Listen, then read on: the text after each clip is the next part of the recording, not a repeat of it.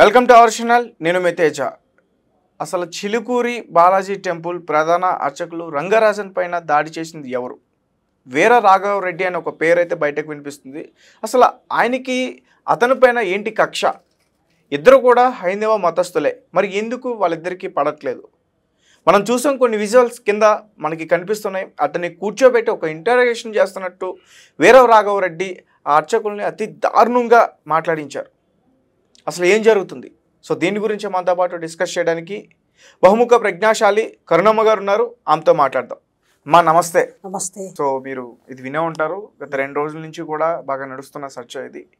ఇద్దరు కూడా హైందవులే. మరి ఒకరు రామరాజ్యం స్థాపించడం కోసం ఇదంతా చేస్తున్నానే ఒక స్లోగాన్ అయితే వినిపిస్తున్నారు. అతని పేరు వీర రాఘవ రెడ్డి. సో చిలుకూరి బాలాజీ టెంపుల్ రంగరాజన్ పైన అతను దాడి చేయడం జరిగింది. అదంతా కూడా మనం చూస్తున్నాం.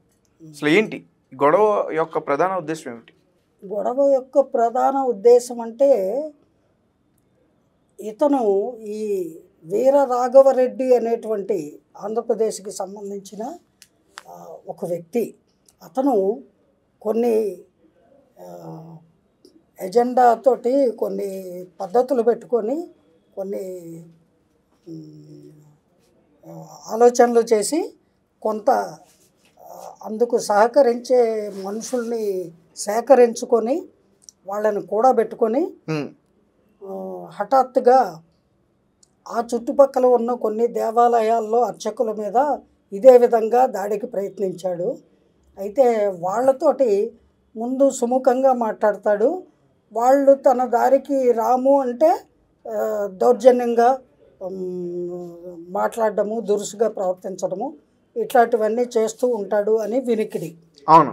అదే క్రమంలో చిలుకూరు బాలాజీ టెంపుల్ ఏదైతే ఉందో ఆ టెంపుల్ని కూడా అతను ఒక విధంగా రెక్కి నిర్వహించి చూసుకున్నాడు బాగా.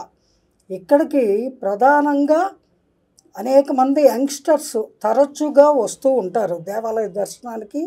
108 ప్రదక్షిణలు చేస్తే వాళ్ళు కోరుకున్న ఉద్యోగాలు లేదా వీసాలో లేదా మంచి భవిష్యత్తు లేదా పెళ్లి కాని వాళ్ళు అయితే పెళ్ళి అవుతుందనో యంగ్స్టర్స్ ఎక్కువ వస్తారు. అవును. చాలా పేరెన్నిక కన్నా బాలాజీ టెంపుల్ అది. నేను కూడా వెళ్ళాను.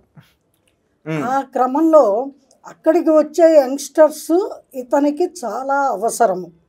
ఈ వీర రాఘవ రెడ్డి అనేటువంటి వ్యక్తికి ఎందుకు అవసరము అంటే, అతను రామరాజ్యాన్ని స్థాపిస్తాను, నేను అధర్మాన్ని అన్యాయాల్ని కూకటి వేళ్లతో పెకలించి వేస్తాను, ఈ భారతదేశ రాజ్యాంగము కానీ భారతదేశంలో అత్యున్నతమైనటువంటి సుప్రీంకోర్టు కానీ లేదా ప్రధానమంత్రి, ముఖ్యమంత్రులు, సామంతులు, ఇంకా రాష్ట్రపతులు వీళ్ళెవ్వరూ కూడా చెయ్యలేనటువంటి ప్రజలకి కావలసినటువంటి న్యాయాన్ని, ధర్మాన్ని నేను పునఃప్రతిష్ఠ చేస్తాను. అవి నానాటికి మనుషులకి న్యాయము ఏవి దొరకట్లేదు, అన్ని రకాలుగాను వాళ్ళు బాధలు పడుతున్నారు. అంచేత నా ఆశయాలకి సహకరించదలుచుకున్న వాళ్ళు రామరాజ్యాన్ని స్థాపించడంలో పాత్రధారులుగా మీరు కూడా రావచ్చు అని ఒక ప్రకటన చేశాడు. ఆ ప్రకటనలో అతను ఒక అప్లికేషన్ ఫామ్ కూడా ఇచ్చాడండి. ఆ అప్లికేషన్ ఫామ్లో ఉన్న కొన్ని ముఖ్యమైన డీటెయిల్స్ చెప్తాను నేను. ఒకటి, 20 నుంచి 50 సంవత్సరాల లోపు వయసు కలిగి ఉండాలి, స్త్రీలైనా పురుషులైనా పర్వాలేదు. తర్వాత వాళ్ళు కనీసం 10th క్లాస్ చదువుకొని ఉండాలి, భగవద్గీత, రామాయణ, భారతాలు కొద్దిగా అయినా తెలిసి ఉండాలి. తర్వాత 5 కిలోమీటర్ల వరకు నడవగలిగే శరీర దారుఢ్యం కలిగి ఉండాలి, అవసరమైతే 2 కిలోమీటర్లు పరిగెత్తగలిగే సామర్థ్యం కూడా కలిగి ఉండాలి. ఇవన్నీ కాకుండా అతి ముఖ్యమైన ఇంకో పాయింట్, అన్యాయాల్ని, అక్రమాల్ని చేసేవాళ్ళని అవసరమైతే చంపడానికైనా సిద్ధంగా ఉండాలి, ఎవరైనా దౌర్జన్యం చేస్తే వాళ్ళ చేతుల్లో చావడానికైనా, ఆశయ సిద్ధి కోసం చావడానికైనా సంసిద్ధంగా ఉండాలి. అటువంటి వాళ్ళకి మేము ట్రైనింగ్ ఇచ్చి మా ఆర్మీట, అదేమో ఆర్మీనో, మా ఆర్మీలో చేర్చుకుంటాను అని అతను ఒక ప్రకటన ఇవ్వడం జరిగింది. అది చూసి అందులో అందరికీ 10th క్లాస్ వరకు చదువుకున్న వాడికి ఏ ఉద్యోగం వస్తుంది? నెలకి 20,000 జీతం ఇస్తాను, భోజనము ఉండటానికి వసతి కూడా ఏర్పాటు చేస్తా అన్నాడు. ఇన్ని కంఫర్ట్స్ ఇచ్చేటప్పుడు ఎవడైనా పరిగెత్తుకు పెడతారు కదా. అలాగా ఆకర్షితులయ్యి వచ్చే వాళ్ళల్లో కొందరిని అతను చేర్చుకొని వాళ్ళకి ఇంచుమించు ఆర్ఎస్ఎస్ టైపులో వాళ్ళకి శిక్షణ తరగతులు నిర్వహిస్తూ వాళ్ళకి ఒక డ్రెస్ కోడ్ ఎలా అంటే బ్లాక్ అండ్ బ్లాక్ డ్రెస్సు, ఇంత పెద్ద బక్కిలు ఉన్న బెల్టులు, మరి మారణాయుధాలు జేబుల్లో ఉన్నాయేమో మనకు తెలీదు. ఈ రకంగా వాళ్ళని తయారు చేసుకున్నాడు. అలా కొంతమంది అతని వెనకాల గుంపు పోగయ్యారు. అతని లక్ష్యము మినిమం 5,000, మ్యాక్సిమం ఎన్ని లక్షల మందినైనా చేర్చుకుంటాడట సైన్యాన్ని. ఆర్మీ అతను పెట్టిన పేరు. ఎందుకు? రామరాజ్యాన్ని అతను స్థాపించడానికి అతనికి కావలసిన సైనికులు. ఏమండి, ఈ రకంగా అతను కొంతమందిని తర్ఫీదు ఇచ్చిన వాళ్ళని వెంట పెట్టుకొని ఈ నెల 7వ తారీఖు నాడు తెల్లవారుజామున రంగరాజన్ గారి ఇంటి దగ్గరికి రావడం జరిగింది.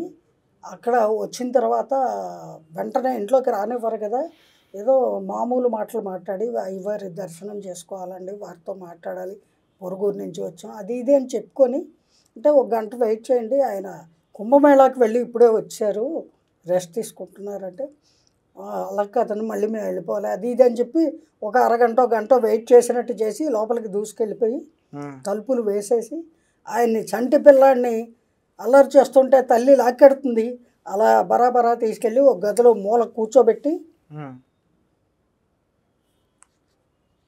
నువ్వు నోరెత్తకో, నేను అడిగే ప్రశ్నలకి సమాధానం చెప్పు, నీకు శృతి ఉందా, మతి ఉందా, నీకు లయ తెలుసా, మంత్రాలు వచ్చా, నామాలు పెట్టుకొని బ్రాహ్మడి వేషం వేసుకొని ఎవరిని మోసం చెయ్యాలని ఇక్కడ కూర్చున్నావు ఎన్నేళ్ళుగా, నా కళ్ళు కప్పలేవు, నన్ను ఆ ఈశ్వరుడు పంపితే ఇక్కడికి వచ్చాను, ఆ ముక్కంటి పంపితే ఇక్కడికి వచ్చాను అంటే ఈయన షాక్లో ఉన్నాడు. అయ్యా ఎవరండి మీరు, ఎందుకు వచ్చారు, మీరు ఎవరు, ఏం మాట్లాడుతున్నారంటే, ముయ్యి, నీకు మాట్లాడే అర్హత లేదు, నేను చెప్పింది వినడం, చెప్పినట్టుగా చేయడం ఒక్కటే నీ పని అని బీభత్సవంగా ఆయన్ని బెదరగొట్టేశాడు. ఆయన కూడా వచ్చిన వాళ్ళు కూడా చూప్, మాట్లాడుకో, చెప్పినట్టు విను, చెప్పినట్టు చెయ్యి అని అంటున్నారు కొంతమంది. వాళ్ళు నల్లటి బూట్లు వేసుకొని ఇలా కాలు మీద కాలేసి కూర్చున్నాడు, ఆయన నేల మీద కూర్చోబెట్టాడు. అవును, ఆయన వయసుకి కానీ, ఆయన చదువుకి కానీ, ఆయన విద్వత్తుకు కానీ, ఆయన హిందూ ధర్మాన్ని కాపాడుతున్నటువంటి విధానానికి కానీ, ఆయన దైవ సేవ తత్పరత ఆయనలో ఎంత ఉంది దానికి కానీ ఏమాత్రం సాటి మనిషిగా కూడా వయోవృద్ధుడనే గౌరవం కూడా ఇవ్వకుండా ఆయన్ని నేల మీద కూర్చోబెట్టి ఆ చేతులు ఇలా నేల కాంచి కూర్చోబెట్టి ఈ చేతుల మీద బూటుగాళ్లతో తొక్కుతూ మాట్లాడితే చెంపలు వాయి కొడుతూ పిడిగుద్దులు గుద్దుతూ ఆయన కుమిలి కుమిలి ఏడుస్తూ ఏం మాట్లాడాలో నోట మాట రాక స్థానం అయిపోయి షాక్గా అలా ఉండిపోయాడు. నీకు అర్థమవుతుందా? నీకు కొంచెం టైం ఇస్తున్నాను, ఈ లోపల అన్నీ ఆపేయి. ఈ గుడికి నిత్యము వచ్చేటువంటి యంగ్స్టర్స్ వాళ్ళల్లో ఇక్ష్వాకుల వంశానికి సంబంధించిన గోత్రీకుల గోత్రాలన్నీ రాయి నాకు పంపించు, వీలైతే వాళ్ళ ఫోన్ నంబర్లు అడ్రస్లు తీసుకొని నాకు పంపించు. నీ పని ఒక్కటే, నువ్వు రామరాజ్య స్థాపనకి నాకు తోడ్పడటం ఒక్కటే నువ్వు చేయాల్సిన పని. అదే రాముడికి నువ్వు చేసే సేవ, అదే దేవుడికి నువ్వు చేసే సేవ, గుర్తుపెట్టుకో. ఓన్లీ ఏప్రిల్ వరకే నీకు టైం ఇస్తున్నా. ఇలా బెదిరించాడండి. ఇదంతా వీడియోల్లో చూపిస్తున్నారు గత 2-3 డేస్గా. అయితే ఇందులో చక్కగా ఎడిటింగ్ చేసి ఆయన్ని దుర్భాషలు ఆడిన మాటలు, ఆయన్ని హింసించినవి, పిడిగుద్దులు గుద్దినవి అవి మాత్రం లేకుండా ఎడిట్ చేసేసి తక్కిన వీడియోని చూపిస్తున్నారు. ఇతని ఉద్దేశం ఏమిటంటే ఇలాగా తను ఎవరైతే ఆ రామరాజ్యానికి సంబంధించి అతనికి కావలసిన సైన్యాన్ని అతను ఆర్మీని ఏర్పాటు చేసుకోవాలో ఆ నవ యవ్వనంలో ఉన్న యువకులు కావాలి అంటే వాళ్ళని ఇలాంటి పెద్దవాళ్ళ ద్వారా టెంపుల్స్కి వస్తే గోత్రనామాలు చెప్తారు కదా.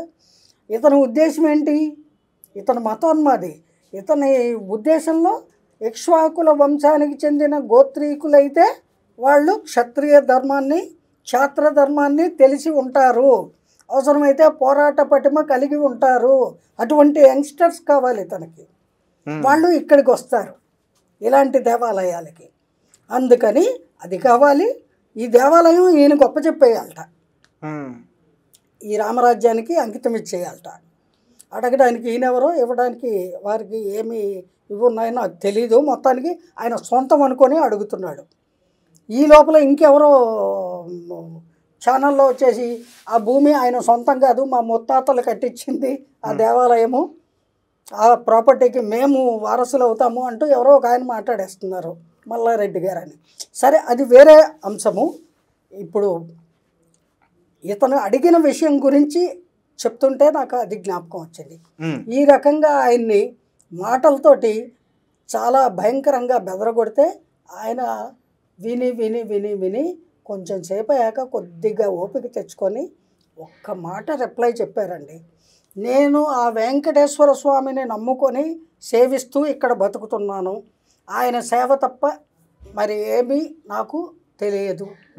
నేను వేరే ఏమి ఎవరి సంస్థల్లో చేరడాలు, వాళ్ళకి తొత్తుగా ఉండడాలు ఇవి నా వల్ల కాదు.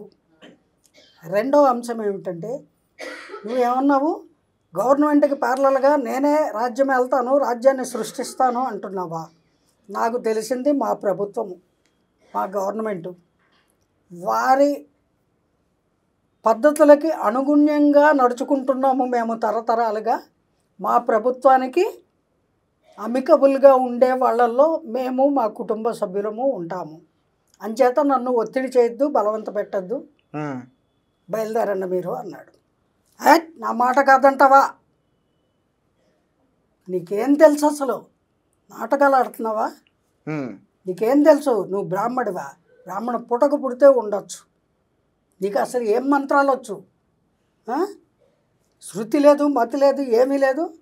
జనాన్ని నామాలు పెట్టుకొని గెటప్ వేసుకొని బ్రాహ్మణ గెటప్ మోసం చేస్తావా?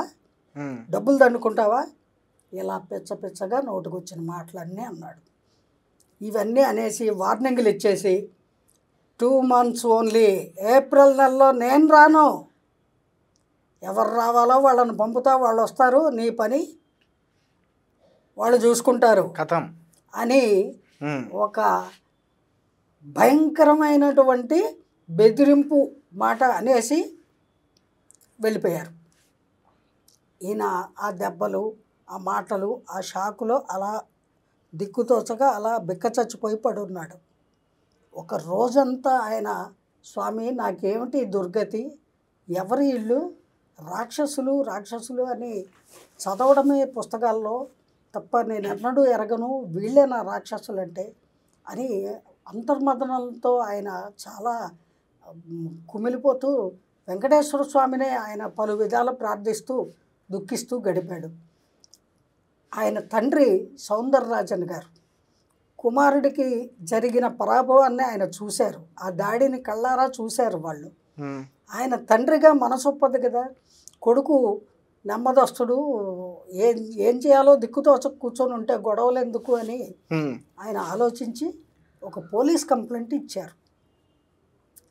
ఆ పోలీస్ కంప్లైంట్ ఇచ్చిన ఉత్తరక్షణమే పోలీసులు చాలా అలర్ట్గా ఉంటారు కదా, వెంటనే 24 గంటల లోపల ఆ వీర రాఘవరెడ్డిని అరెస్టు చేసి తీసుకొచ్చి 14 రోజుల రిమాండ్ విధించి చెంచలగూడలో పెట్టారు అతన్ని జైల్లో.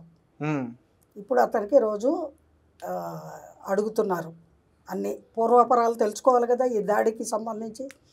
అతని మీద ఎన్ని కేసులు ఉన్నాయి, అతను ఈ విధంగా ఎందుకు ప్రవర్తిస్తున్నాడు, ఈ రామరాజ్యం సంస్థ ఏమిటి, రామరాజ్యాన్ని సృష్టించడం ఏమిటి, అందుకోసము ఒక హిందువుగా పుట్టి సాటి హిందువుల్ని బెదిరించడము, దాష్టికం చేయడము ఏమిటి, ఈ చర్యలకి అర్థం ఏంటి, ఇదంతా అతని భాగవతం అంతా తెలుసుకునే ప్రయత్నంలో పోలీస్ శాఖ వారు ఉన్నారు. ఒక్క ముక్కలో చెప్పాలంటే అండి, అతనికి మనుషులంటే లెక్కలేదు, ప్రభుత్వం అంటే లెక్కలేదు, పోలీస్ శాఖ అంటే నమ్మకం లేదు, కోర్టులు జడ్జిలు జడ్జిమెంట్లు అంటే అతనికి నమ్మకం ఎంత మాత్రమూ లేదు. అతను మన భారత రాజ్యాంగాన్ని కూడా ఏమాత్రము గౌరవించట్లేదు, అది అనుసరించట్లేదు అనేది అతని ప్రవర్తన మాటల వల్ల సుస్పష్టంగా తెలిసిపోతున్న అంశము. అటువంటి ఒక మతోన్మాది దేవుడి పేరు పెట్టుకొని రామరాజ్యము అనేటువంటి ఒక రాజ్యాన్ని నేను ఏర్పాటు చేస్తాను అని బయలుదేరాడు. అది ఎంత పొరపాటు పని అతను చేస్తున్నది అతను అర్థం చేసుకోవట్లా. అతనికి రామరాజ్యాన్ని సృష్టించాలని ఉంటే తన కుటుంబంలో సృష్టించుకొని తన కుటుంబాన్ని ఆదర్శవంతంగా ముందుకు తీసుకువెళ్ళాలి. 140 కోట్ల మంది ప్రజలున్న భారతదేశం యావత్తుకి అతను ఒత్తి వెలిగించడం ఎంత ప్రమాదకరమైన చర్య అండి. గవర్నమెంట్కి ప్యారలల్ గవర్నమెంట్ తయారు చేస్తాడట. ఊరుకుంటారా? ప్రభుత్వాలు ఊరుకుంటాయా? ఆర్మీని తయారు చేస్తాడట. మనకి ఇండియన్ ఆర్మీ లేదా? ఇతను తయారు చేస్తేనే ఆర్మీనా? మనకి ఏం లేదు, గవర్నమెంట్ లేదా, చట్టం న్యాయం లేవా, మంచి మర్యాద లేదా, రాజ్యాంగం లేదా, మనకి పరిపాలకులు లేదా? మనది స్వతంత్ర భారతదేశంలో అన్ని కులాలు అన్ని మతాలు వాళ్ళు ఎంతో ఐకమత్యంగా అప్పుడప్పుడు అడపదడప అక్కడిక్కడ మాటలు గొడవలు పడుతున్నప్పటికీ ఓవరాల్గా అందరూ కలిసిమెలిసి ఉంటున్నాం కదా. అందరిలో మత విద్వేషాలని మత కల్లోలాల్ని సృష్టించడానికి ఇతను పెద్ద ధర్మకర్తలాగా బయలుదేరాడు. నిజంగా ధర్మాన్ని నిలబెట్టేవాడు ధర్మాన్ని ఫస్ట్ ఆచరించాలి కదండి. ఇతను ఏ పార్టీ ధర్మాన్ని ఆచరిస్తున్నాడు? ధర్మాన్ని ఆచరించేవాడు చేసే చర్యలు అవి ఎంతటి అధర్మపు చేష్టలవి? శ్రీమాన్ రంగరాజన్ గారి మీద దాడి చేయడము ధర్మమా, న్యాయమా? ఇటువంటి వాళ్ళ ధర్మం గురించి పాటుపడతాము అంటే ప్రజలు నమ్ముతారండి? నమ్మకూడదు. వీళ్ళంతా చేస్తున్నది ఒక రకమైనటువంటి దందా, వ్యాపారము. దేవుడు పేరు పెట్టుకొని చెలరేగిపోతున్నారు. అతను నిర్మోహమాటంగా మనము అర్థం చేసుకోవచ్చు. 100% కూడా ఇది పోయింది. అతనికి మైండ్ సరిగ్గా లేదు. ఇక్ష్వాకుల వంశం అంటాడు. అసలు ఇక్ష్వాకుల వంశం అంటే ఏంటో తెలుసా? వాడికి ఎక్కడ మొదలైందో తెలుసా? గోత్రాలు ఏంటో చెప్పమని అందరినీ అడుగుతున్నాడు. తన గోత్రం ఏంటో తనకు తెలుసా? తన తల్లిదండ్రుల పేర్లు ఏంటో తెలుసా? అవి ఎందుకు చెప్పడు? ఇప్పుడు కక్కిస్తారు పోలీసు వాళ్ళు. ఇప్పుడు వాళ్ళ పద్ధతిలో అడిగితే అన్నీ బయట పెడతాడు. ఏమండి, ఆ పరమాత్మ ఈ జగత్తుని సృష్టించేటప్పుడు సృష్టి క్రమంలోనే ఆయన పెట్టి పుట్టించినటువంటి అంశాలు అనేకం ఉన్నాయి. మన వేదాలు అపౌరుషేయాలు అంటే వాటంతట అవే సృజించబడ్డాయి భగవత్ సృష్టిలో. కాలసంద్రం చిలికినప్పుడు బయటకు వస్తాయి. లక్ష్మీదేవి, కామధేనువు, చతుర్వేదాలు ఇవన్నీ అందులోంచి వస్తాయి. కల్పవృక్షము అవన్నీ. అంచేత నేను చెప్పేది ఏమిటంటే మన యొక్క వేదాల్లోనే ఉందండి మన సృష్టి క్రమం గురించి. వైవస్వతుడు అనేటువంటి వైవస్వతుడి యొక్క మన్వంతరంలో ఉన్నాం మనము. అందులో కలియుగంలో ఉన్నాము. ఇక్ష్వాకుల వంశం ఎప్పటిది? త్రేతాయుగంలో శ్రీరామచంద్రుడు సూర్యవంశానికి చెందినవాడు. హరిశ్చంద్రుడు, శ్రీరామచంద్రుడు వీళ్ళందరూ కూడా సూర్యవంశ రాజులు. వాళ్ళు ఇక్ష్వాకుల అనేటువంటి హారిజన్ నుంచి వచ్చిన వాళ్ళు. మొట్టమొదట బ్రహ్మపుత్రుడు మరీచి, మరీచి పుత్రుడు కశ్యపుడు, కశ్యపుడి పుత్రుడు సూర్యభగవానుడు, సూర్యభగవానుడి పుత్రుడు మనువు, మనువు పుత్రుడు ఇక్ష్వాకుడు, ఇక్ష్వాకుడి పుత్రుడు కుక్షి, కుక్షి పుత్రుడు వికుక్షి, వికుక్షి పుత్రుడు ఆ, ఇలా వరుస ఉంటుంది. ఏమండి ఇవన్నీ చెప్పుకుంటూ పోతే ఈ జీవిత కాలము చాలదు, అంత ఉంది మన వేదాలలో సారాంశము. అటువంటి అద్భుతమైన వేదాల యొక్క సారాంశాన్ని భగవత్పాదుల వారు, శంకరాచార్యుల వారు కొన్ని వందల వేల సంవత్సరాల క్రితము వారి పుణ్యమా అని మనకి అనేక గ్రంథాలుగా, ఉపనిషత్తులుగా మనము ఈనాటికి తెలుసుకోగలుగుతున్నాము. మనకి తెలుగులో సంస్కృతం నుంచి అనువదించబడ్డాయి. ఇతను మిడిమిడి జ్ఞానంతో, మతమౌఢ్యంతో వంశాల పేర్లెత్తి గోత్రాల పేర్లు తీసుకొని ఎవరి మీదకి దండయాత్ర చేస్తాడు, ఎవరిని హింసిస్తాడు, ఎవరిని బాధిస్తాడు, ఎవరిని వేధిస్తాడు, ఏమి సాధిస్తాడు. ఎందుకండి ఇలాంటి పిచ్చవాళ్ళందరూ సమాజంలో తిరుగుతున్నారు? ఎవరికి సేఫ్టీ సెక్యూరిటీ లేదు. ఆఖరికి మన భారతదేశ రాజ్యాంగాన్ని కూడా లెక్క చేయనటువంటి ఇటువంటి నరాధములకి నేను చెప్పేది ఒక్కటే మాట. ఇతను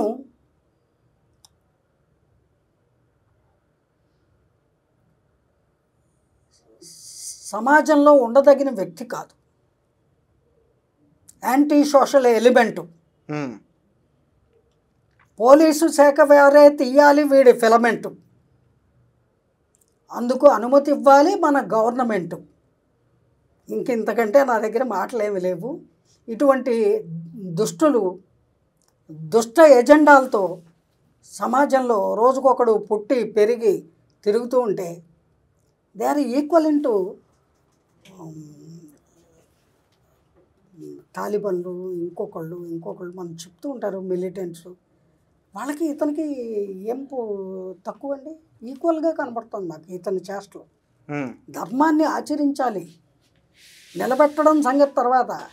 నువ్వు అధర్మంగా ప్రవర్తించకు, దుర్మార్గంగా ప్రవర్తించకు, దురుసుగా మాట్లాడకు. నువ్వు శ్రీరామచంద్రుడిలా ఆదర్శవంతమైన జీవనం గడుపు ముందు. అప్పుడు అర్హత సంపాదించుకున్నాక మాట్లాడడానికి రా.